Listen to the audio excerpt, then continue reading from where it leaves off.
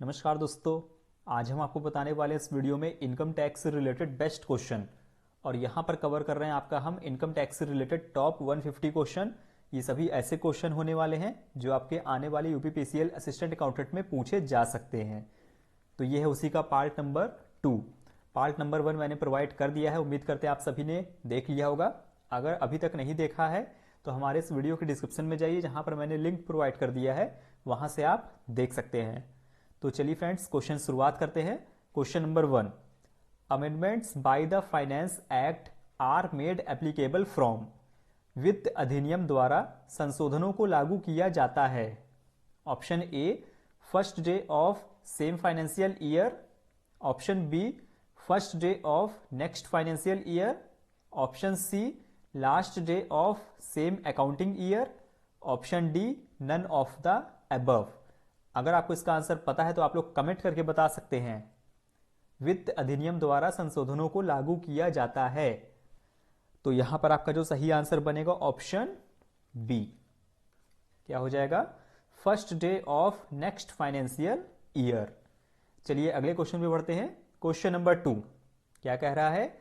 Which amongst the following is an exception of to the previous year rule. निम्नलिखित में से कौन पिछले वर्ष के नियम का अपवाद है? Where a source of income newly setup.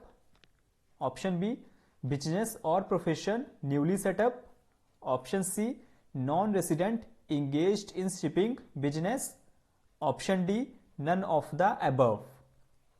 यहां बात हो रही है which amongst the following is an exception to the previous year rule.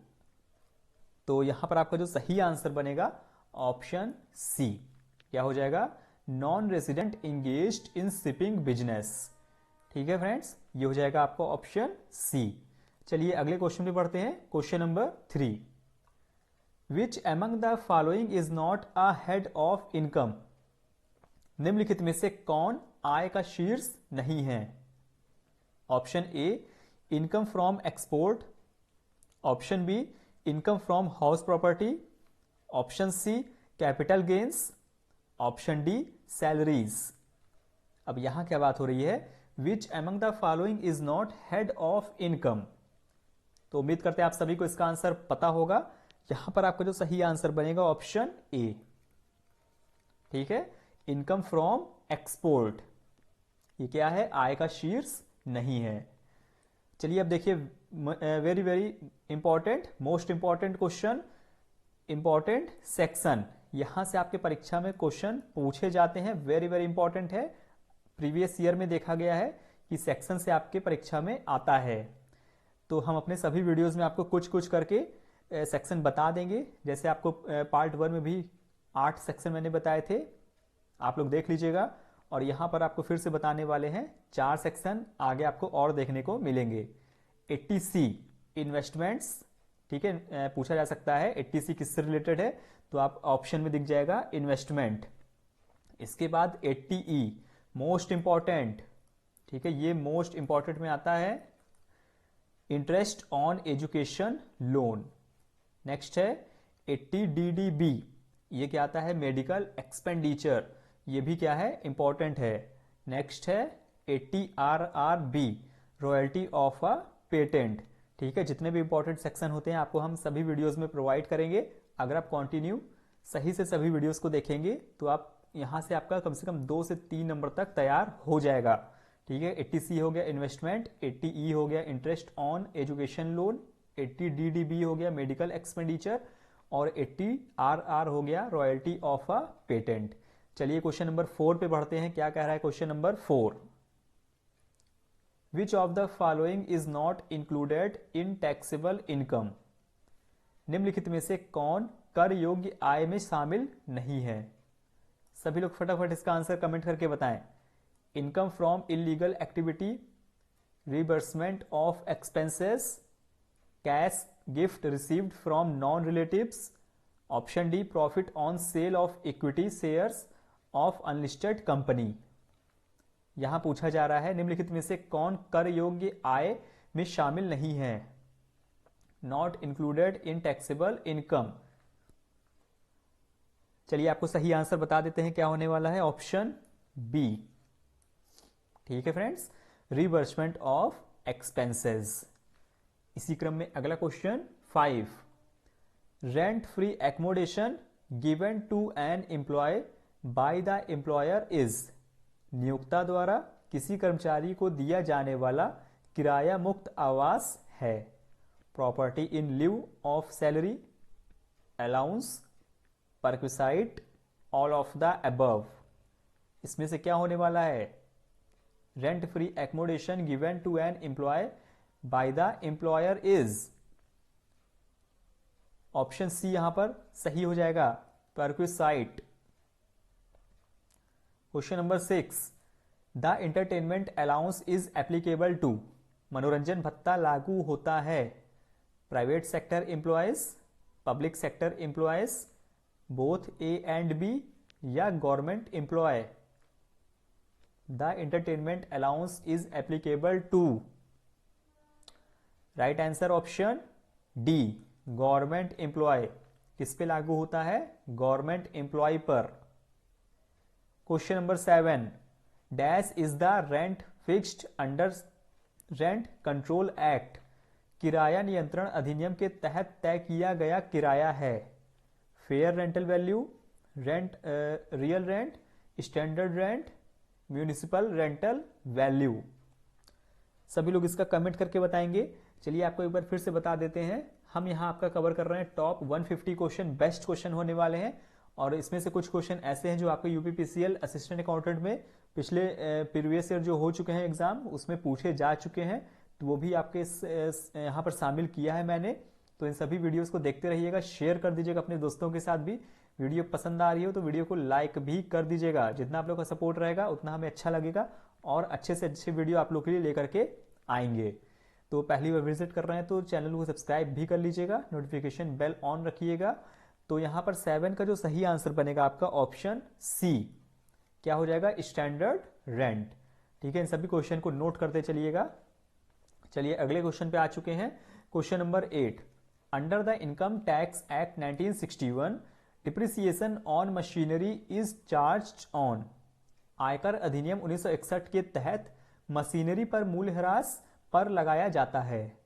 Return down value of the machinery, market price of the machinery, purchase price of the machinery, या none of the above.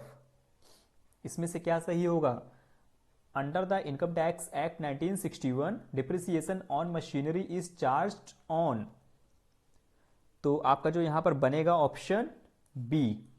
क्या बनेगा? Option B वाला सही हो जाएगा, market price of the machinery.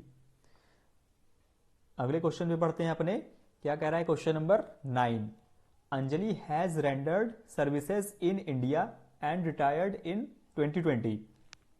He then shifted and settled in Singapore. The pension received by him for such service would be. Anjali ने भारत में सेवाएं प्रदान की हैं और 2020 में सेवानिवृत्त हुए हैं। वह सिंगापुर में स्थानांतरित हो गए और बस गए, सिंगापुर में रहने लगे। इस तरह की सेवा के लिए उन्हें मिलने वाली पेंशन होगी। अब सभी लोग इसका आंसर कमेंट करके बताएंगे। इसका आंसर आपको हम यहाँ नहीं बताने वाले हैं, जितने लोग कमेंट करके बताएंगे आपको वहीं पर हम सही या गलत में बताएंगे, क्योंकि इस तरह का क्वेश्चन आपको मैंने पार्ट 1 में कराया है। तो उम्मीद करते हैं आप सभी इसका आंसर कमेंट करके बताएंगे। ठीक है, इन सभी चारों स्टेटमेंट को पढ़िएगा और आंसर कमेंट करके बताइएगा। चलिए अगले क्वेश्चन पे बढ़ते हैं। क्वेश्चन नंबर 10, क्या कह रहा है question number 10, in case the assessee follows mercantile system of accounting, bonus और commission to the employee are allowed as deduction on. यदि निर्धारित लेखांकन की व्यापारिक प्रणाली का पालन करता है तो कर्मचारी को बोनस या कमीशन पर कटौती के रूप में अनुमति दी जाती है। Due basis, payment basis, due basis but subject to section 43B, या नन ऑफ द अबव। तो देखिए यहां पर क्वेश्चन नंबर 10 का आंसर जो बनेगा आपका वो हो जाएगा ऑप्शन सी। ठीक है, due basis but subject to section 43B। चलिए अगले क्वेश्चन पे आते हैं। क्वेश्चन नंबर 11 क्या कह रहा है? Tax audit is compulsory in case a person is carrying on business whose gross turnover sales as the case may be exceeds. Tax audit अनिवार्य है यदि कोई व्यक्ति व्यवसाय कर रहा है जिसका सकल कारोबार बिक्री जैसा भी मामला हो डैश से अधिक हो सकता है। 35 lakh rupees, 40 lakh rupees, 1 crore rupees, none of the above. तो यहां पर आपका जो सही आंसर बनेगा ऑप्शन बी 40 लाख रुपीज। ठीक है ना, 40 लाख रुपीज यहां पर हो जाएगा। नेक्स्ट क्वेश्चन आ चुका है 12। विच of the following is not deductible from annual value. निम्नलिखित में से कौन वार्षिक मूल्य से कटौती योग्य नहीं है। Interest on loan taken for reconstruction, interest on unpaid interest, interest on loan taken for repairs, none of the above. यहां पूछा जा रहा है which of the following is not deductible from annual value. इनमें से कौन वार्षिक मूल्य से कटौती योग्य नहीं है। यहां पर आपका जो सही आंसर बनेगा option B interest on unpaid interest. Question number 13। Interest on loan taken for which all purpose are deductible from annual value. लिए गए ऋण पर ब्याज जिसके लिए सभी उद्देश्य वार्षिक मूल्य से कटौती योग्य हैं। Repair, purchase, construction, all of the above. तो यहां पर देखिए 13 का जो आंसर बनेगा वो हो जाएगा ऑप्शन डी। क्या होगा? All of the above.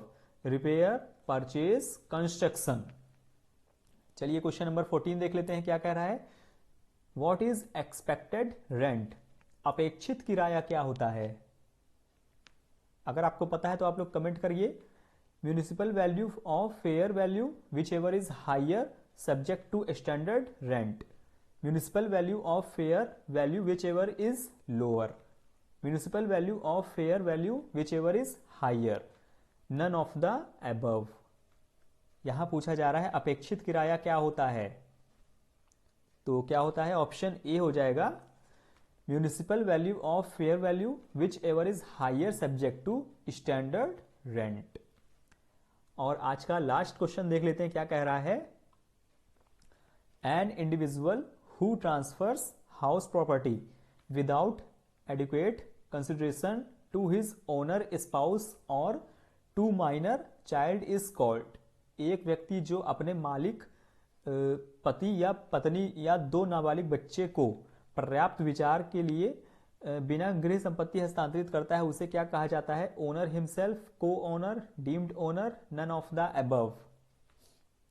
तो यहां पर देखिए क्वेश्चन नंबर 15 आपको आंसर कमेंट करके बताना होगा। ये आपका होमवर्क है। तो आज का होमवर्क आपका हो गया है क्वेश्चन नंबर 9 और क्वेश्चन नंबर 15। इन दोनों के आंसर आप हमें कमेंट करके बताएंगे। आपका आंसर हम इसी कमेंट में जवाब बताएंगे। तो फ्रेंड्स आज के लिए इतने ही क्वेश्चन थे। उम्मीद करते हैं आपको वीडियो पसंद आई होगी। और यहाँ पर आपका हम कवर कर रहे हैं टॉप 150 क्वेश्चन और इन्हीं क्वेश्चन में से आपका एग्जाम में पूछा जाएगा। तो अभी तक आपने ऑडिट की वीडियोस भी नहीं देखा है तो हमारे चैनल पर जाकर के देख लीजिएगा। आपको ऑडिट की बेस्ट वीडियोस प्रोवाइड कर चुके हैं और इनकम टैक्स के होने के बाद आपको दिया जाएगा अकाउंटेंसी से रिलेटेड वीडियोस। तो पहली बार विजिट कर रहे हैं तो सब्सक्राइब कर लीजिएगा, नोटिफिकेशन बेल ऑन रखिएगा, लाइक कर दीजिए, शेयर कर दीजिए। मिलते हैं नेक्स्ट वीडियो में। और एक बार ये सेक्शन को फिर से देख लीजिएगा, इंपॉर्टेंट है। तो वीडियो को पूरा देखने के लिए धन्यवाद। जय हिंद, जय भारत।